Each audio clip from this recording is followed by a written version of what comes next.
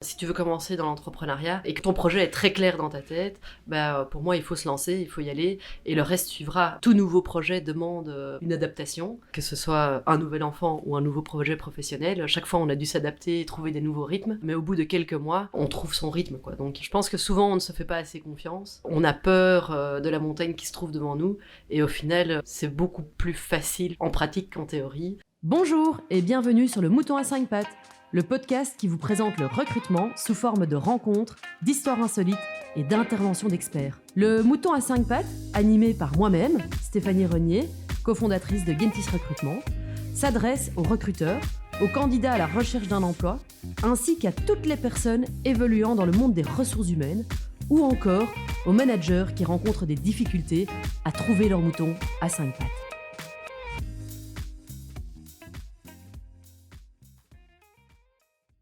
Bonjour Stéphanie. Bonjour Caroline. Vous l'avez peut-être reconnu, aujourd'hui j'ai la chance d'interviewer Stéphanie, l'autrice de ce podcast Le Mouton à 5 pattes, pour nous parler de sa vie de maman entrepreneur et fondatrice CEO de Gentis Recrutement, entreprise qui a 4 bureaux et 100 employés aujourd'hui. Stéphanie, est-ce que tu peux un petit peu nous parler de ton parcours professionnel ? J'ai commencé à travailler en 2006, tout d'abord pendant 1 an et demi dans une agence de voyage. Rien à voir. Mais déjà, avec la volonté d'aider les autres à réserver leurs vacances. Donc j'ai géré une agence pendant 1 an et demi. Et puis après, j'ai commencé à me poser la question de ce que je voulais faire. J'avais l'impression que je tournais un petit peu en rond. Et je me suis dit, voilà, c'est peut-être le moment d'aller chercher un autre job.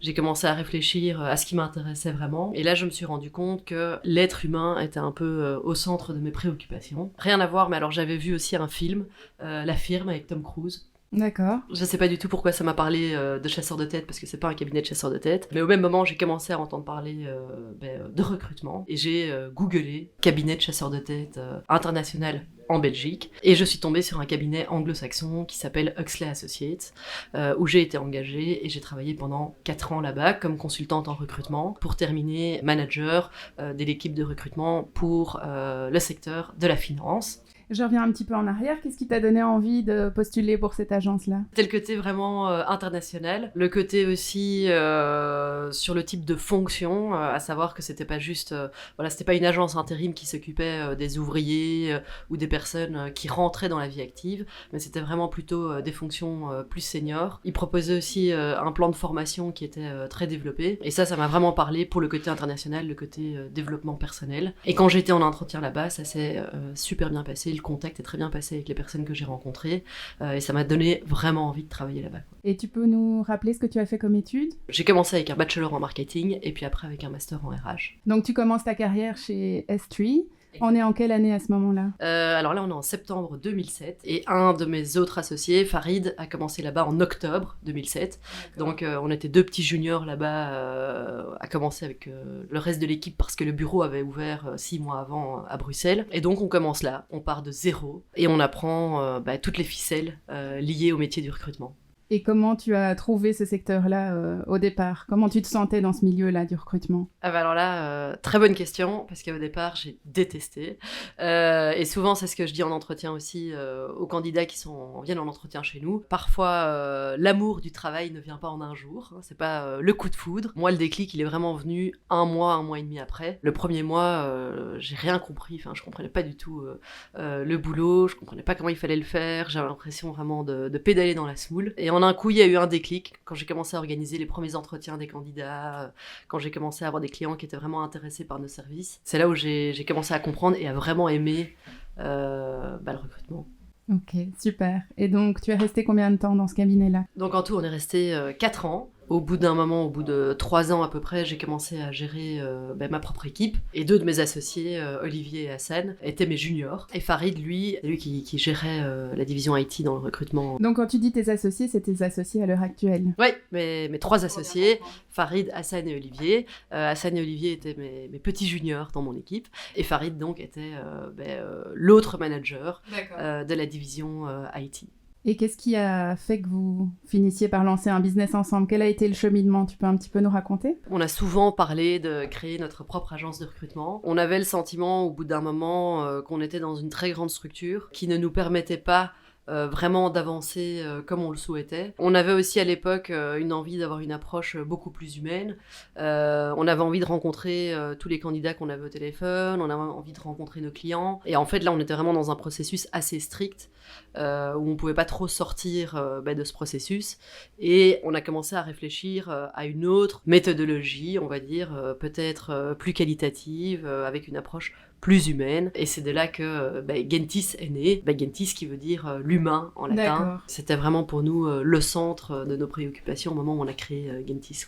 Et pourquoi vous quatre? Comment vous vous êtes réunis pour décider de monter ça ensemble? Farid et moi, on avait vraiment à cœur de mener ce projet à bien. C'est vrai qu'on avait des très bons contacts avec Hassan et Olivier. Et à un moment donné, on s'est dit que peut-être à deux, ça allait être plus compliqué de lancer notre business que si on était à plusieurs. Et ils ont directement adhéré au projet. Donc on s'est très très naturellement retrouvés à quatre, sans vraiment se poser de questions, quoi. D'accord. Et du coup, vous avez démissionné tous les quatre en même temps? Alors non, moi je me suis fait licencier début janvier. C'est une surprise parce que je revenais de vacances. Et en fait, je pense que le licenciement a vraiment été le point de départ de la création de Gentis.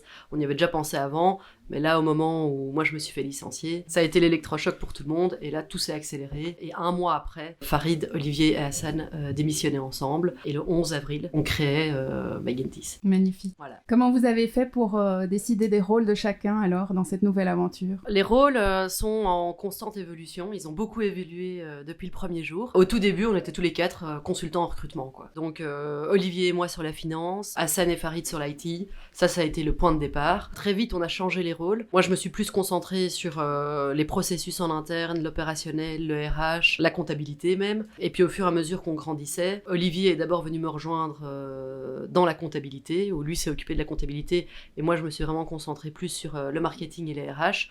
Hassan et Farid sont restés dans le recrutement.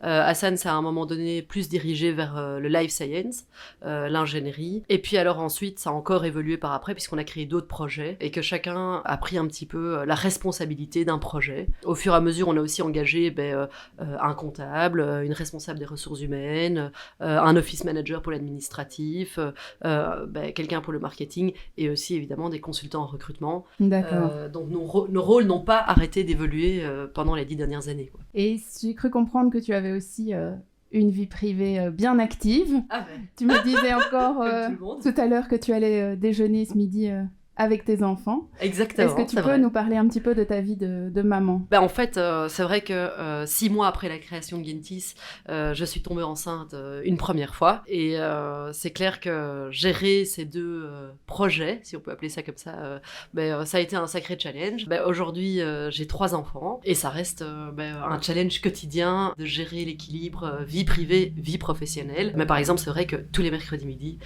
j'aime manger avec mes enfants. C'est devenu un peu un rituel. Moi, en tout cas, je rentre tous les soirs pour coucher les enfants, pour passer du temps avec eux. Et nos week-ends sont évidemment sacrés pour profiter d'eux. Quels sont les conseils que tu donnerais à une jeune maman ou une maman de plusieurs enfants qui rencontre des freins à se lancer comme entrepreneur en se disant mais comment c'est possible de gérer un business en plus d'une vie de famille? Je dirais qu'il y a un côté très intuitif, à savoir que si tu veux mener un projet à bien, si tu veux commencer dans l'entrepreneuriat et que ton projet est très clair dans ta tête, pour moi il faut se lancer, il faut y aller et le reste suivra.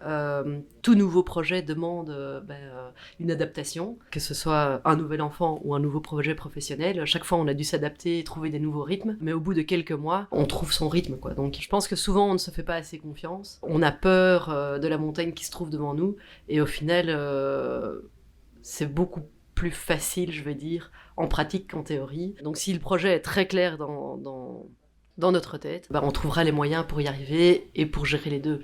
Mais en tout cas, c'est tout à fait faisable. Quelles ont été pour toi tes plus grandes peurs dans cette aventure Gentis et qu'est-ce qui t'a aidé à les surmonter? Alors, mes plus grandes peurs, du coup, de nouveau, c'est un peu comme les rôles, ça a beaucoup évolué au fil des années. Je pense qu'on a souvent la peur de l'échec. C'est vrai que, à force de lire pas mal de bouquins, j'ai appris que l'échec était un élément de réussite, en fait. Donc j'ai appris à voir l'échec plus comme un apprentissage, une expérience, que comme vraiment un échec. Donc ça a vraiment été un gros travail au début des années parce que des échecs, on en vit tous les jours. Donc du coup, arriver à contrôler les échecs, gérer ses peurs par rapport à l'échec, ça reste un travail au quotidien. Je dirais aussi très clairement un bon syndrome de l'imposteur qui arrive par vague de temps en temps, où tu te sens pas toujours légitime dans ton rôle. Donc ça a été aussi une des grandes peurs de ne pas être légitime dans mon rôle. Et ça arrive encore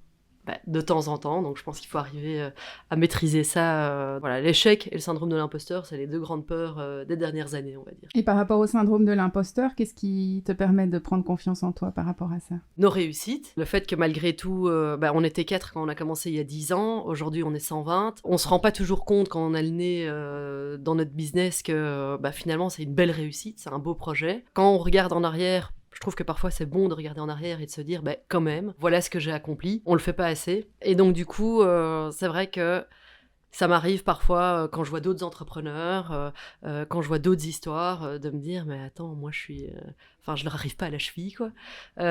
Ou parfois on me demande des interviews ou des formations et je me demande pourquoi on me le demande à moi.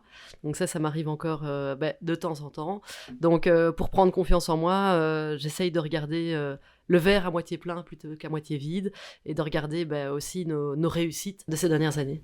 Magnifique état d'esprit, bravo. Et à la fois, tu es toi-même très inspirante pour d'autres entrepreneurs, je pense, en créant d'une semaine à l'autre chaque fois des nouveaux projets avec la semaine des 4 jours dont on a beaucoup entendu parler et dont on parlera dans un prochain épisode. Tu vas donner des formations, comme tu le disais, des interviews, tu participes à des jurys pour des startups qui ont envie de se lancer. Ouais. Tu lances un podcast, tout ça c'est vraiment très inspirant. Comment est-ce que tu puises toute cette énergie pour faire tous ces projets ? Je pense que j'ai vraiment... c'est une qualité et un défaut, mais j'adore lancer des projets, j'adore avoir 1000 projets en même temps. Donc lancer un projet n'est vraiment pas un souci pour moi. Par contre, le souci, c'est vraiment de le garder sur le long terme et d'aboutir chaque projet, de terminer des projets. Pour moi, ça, c'est un gros challenge. J'aime bien ouvrir des portes, mais j'ai du mal à les garder ouvertes. Ça, c'est un autre travail que je dois apprendre au quotidien. C'est ne pas seulement avoir ce kick de départ, mais de aussi garder la motivation sur la longueur plutôt que de passer à un autre projet, quoi. Quelles sont justement tes sources de motivation principales et tes ressources au quotidien pour... faire tout ce que tu fais. Ça va paraître très bête, mais je pense que tout simplement, j'adore mon métier. Et c'est vraiment la passion de ce métier, de cette discipline, souvent sous-estimée. Et c'est vraiment un combat pour moi au quotidien de rendre hommage à ce métier. Donc moi, j'adore le recrutement. Et c'est vrai que c'est là-dedans que je puise toute mon énergie, dans la gestion des équipes, de voir des personnes réussir, de voir des personnes grandir. C'est quelque chose que j'adore, quoi. Je m'éclate, quoi, en gros. Génial, c'est le plus important, j'ai l'impression. Je trouve aussi. Et alors, à côté de ton rôle de maman, tu es aussi une femme, à côté de 3 hommes associés. Comment est-ce qu'on vit cette place-là au sein d'une entreprise quand on crée un business on le vit de manière très particulière. Alors justement, c'est vrai qu'on m'a toujours qualifié un peu de garçon manqué. Au final, je pense pas que j'en suis un. C'est vrai que ça a été assez challenging parce que, sans vouloir rentrer dans des généralités et des préjugés, les hommes aiment bien s'entendre parler et prendre tout l'espace. Donc un des challenges des premières années, ça a vraiment été de trouver ma place et de m'imposer au même niveau que les 3 autres. Et donc parfois, c'est vrai que je pousse une gueulante pour qu'on m'écoute. Je tape un peu du poing sur la table et puis c'est reparti et on m'écoute, quoi. Ça reste un combat de s'imposer et de se faire entendre, mais c'est aussi pour moi une incroyable richesse de ces dernières années. Donc on disait aujourd'hui, Stéphanie, tu es à la tête d'une boîte de 100 personnes avec tes 3 autres associés. Oui. Comment est-ce qu'on passe de 1 employé à 100 employés comme ça sur 10 ans ? Quel a été le cheminement ? Il s'est fait de manière très progressive. C'est vrai que donc au début on était 4. On a engagé les premiers employés, je dirais à peu près 3 mois après. Et alors on a stagné entre guillemets pendant 3-4 ans à 15-20 employés. On a d'abord lancé en janvier 2015 le bureau du Maroc, où là on a directement engagé une dizaine de personnes. Pourquoi vous avez choisi le Maroc ? Alors c'est vrai que j'ai 2 associés qui sont d'origine marocaine, qui ont toujours eu à cœur d'ouvrir l'Afrique. Et c'est vrai que pour le coup, le Maroc, c'est vraiment la porte d'entrée de l'Afrique. On a créé un bureau au départ de Casablanca et directement on a engagé une dizaine de personnes. Donc là on a fait une première étape où on est arrivé à 30 employés à peu près. Et 9 mois après, on avait promis à nos collaborateurs néerlandophones qu'on ouvrirait Anvers. Donc en septembre 2015, on a ouvert Anvers avec de nouveau 15 consultants en recrutement, dont 6-7 étaient déjà dans l'équipe à Bruxelles. Ils ont déménagé donc vers Anvers.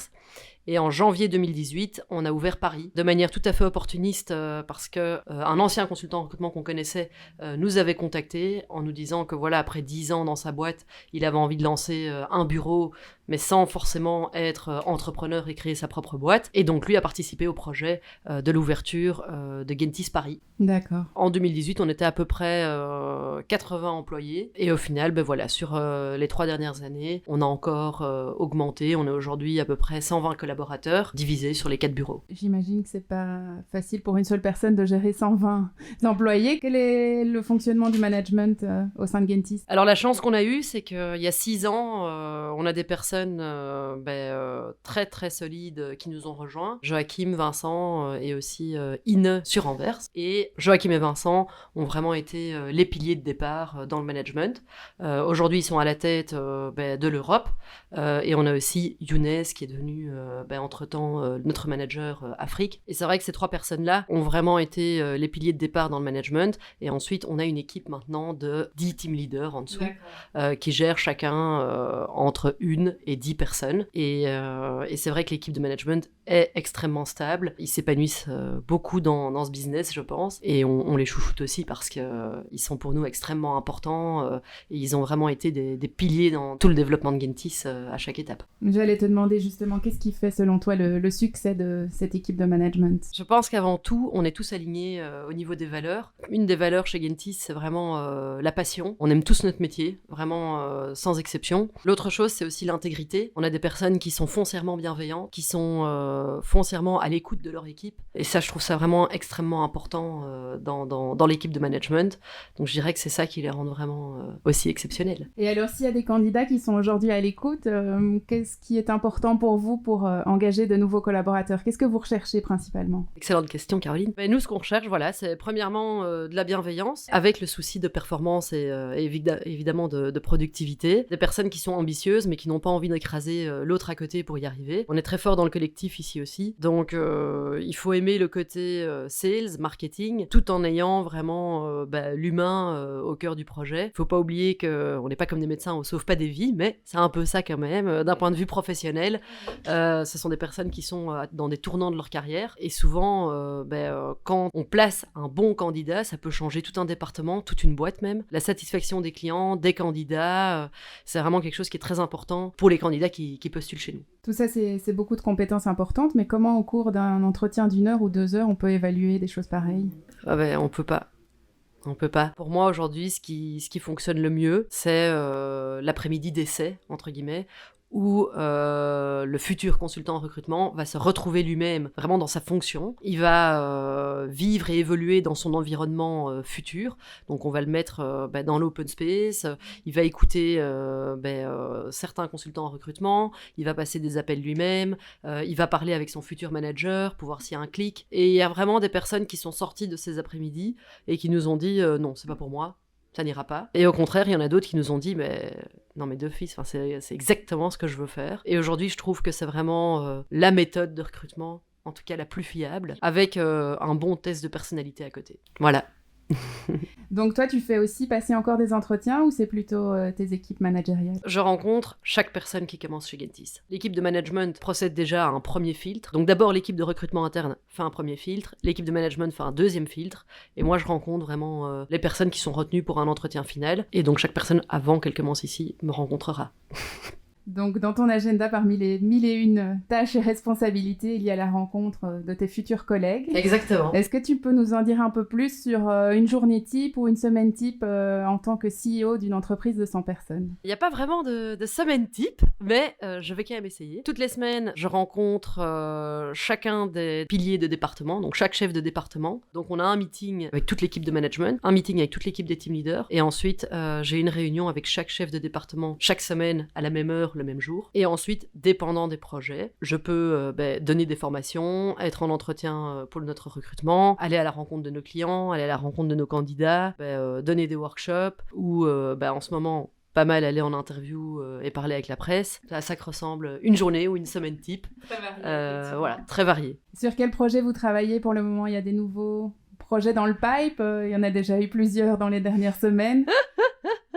Alors, il y a effectivement 2 gros projets en cours. Je ne sais pas trop si je peux en parler maintenant. Un petit teaser peut-être. Un petit teaser. On est en train de vraiment se pencher sur l'intérim pour lancer effectivement Gentis Intérim. Et un des projets qui me tient énormément à cœur, mais qui demande encore pas mal de boulot, c'est qu'on aimerait beaucoup créer une école de recrutement, une académie pour les talents, parce qu'on a beaucoup de clients qui nous demandent de recruter des recruteurs et qui nous demandent aussi des formations. Donc ça vient vraiment d'une demande de nos clients et je trouve que c'est vraiment un projet extraordinaire. Donc ça, ce sera... En tout cas, ce sont nos 2 gros dossiers sur le feu en ce moment. Génial, on a hâte d'en savoir plus. Pour terminer cet épisode, Stéphanie, qu'est-ce qu'on peut te souhaiter pour la suite ? De mener ces 2 projets à bien et de continuer à toujours être aussi passionnée par mon métier. Ça a été un plaisir en tout cas de t'interviewer aujourd'hui et la passion se ressent vraiment quand on est en face de toi et quand on t'écoute. Donc je te souhaite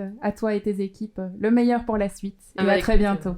Plaisir partagé. À très bientôt Caroline, merci beaucoup. Belle journée. Au revoir.